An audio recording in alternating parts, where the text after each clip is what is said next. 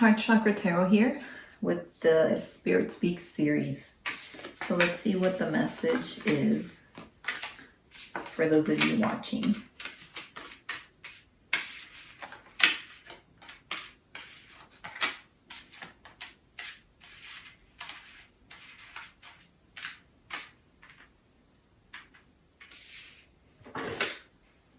Okay, so the first thing that comes out is this need to unbind yourself, to make sure that you're not the one being your captor, if that makes sense. So make sure that you're not feeding yourself false narratives, false beliefs that are making you feel this small, that are making you feel like you're in bondage. So the message is to check yourself. To check yourself, there is some sort of like goal, some sort of desire that is within your reach. And it's kind of like a carrot being dangled, and it's there, and you could actually obtain it. But again, because you're holding your hands behind your back, you're holding yourself bondage, you're feeding yourself these statements that, no, I'm not going to get it, or no, it's not for me, or no, I don't deserve it, or no, I'm not worthy. So the message that I see here first is stop. Enough with that. You are able to obtain what it is that you want to obtain, whatever goal you want to reach. It is within your reach. It's not far-fetched. It's not a far-fetched idea. It's within your reach. Okay. Another message that I see here is part of being your own source of bondage is also mixed in with that. I'm feeling that you don't allow yourself to fully feel your emotions. I don't know if you think that you're too much, or your feelings are unjustified, but you kind of nip it in the bud before it actually is allowed to flow out. In that flow out process, that's the healing process. So emotions come up and you don't address them. Either you don't address it within yourself, of course, obviously, but you also don't address it with whomever that emotion is directed towards. You don't open your mouth. And it's hard to live in that way because, there's a lot of nonverbal communication that goes on. Like, yeah, you might be upset and verbally you won't say anything.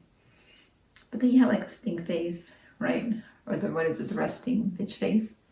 So you feel like you think you're holding it in, but it becomes apparent in your outward appearance, not only in the nonverbal, not only how you look, but also how your energy, you can feel it within the energy.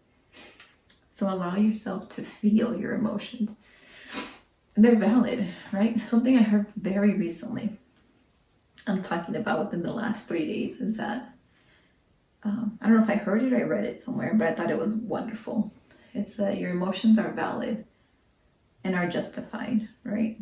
But in terms of how you respond, how you act, that's within your responsibility. Like, yeah, you can feel a certain way, but how are you going to act? How are you going to act? How are you going to act? How are you going to behave? That is within your responsibility. And I thought that was very powerful. Okay, so again, enough with these limiting beliefs. Enough with not allowing yourself to feel. We feel all sorts of emotions on the spectrum, right? From love all the way to fear. It's all there and it's all part of the human experience. So allow yourself, that way it doesn't kind of stick into your body, right? As trauma, as pain that later on starts to block the flow of energy, the connection with the divine. So release it now, release that now. What else am I seeing here? What else is Spirit saying? So I also see here the need to kind of mingle right? If it's just a friendship thing that you want to mingle, you know, it's good to get together with friends here and there. But it also feels like, aside from just a mingle friendship thing, it could also be some sort of idea that you can collaborate with others on. So do it. So Spirit speaks. The message is do it. Go out there and mingle. I feel like if this is about just hanging out with friends, it'll be a really good time. If this is specifically about collaboration on some sort of project, idea, or business, both parties, or you and whomever else are going to be, you know, discussing this, coming together for this, you're all going to benefit. You're all going to really put your thinking caps on and come out with a lot of great and creative ideas. So again, regardless if it's with friendships or like a business partnership thing, do it. What else am I seeing here? Yeah, and I mean, alongside this whole business collaborative mingling, it's saying like you're going to start seeing the fruit of this labor very soon.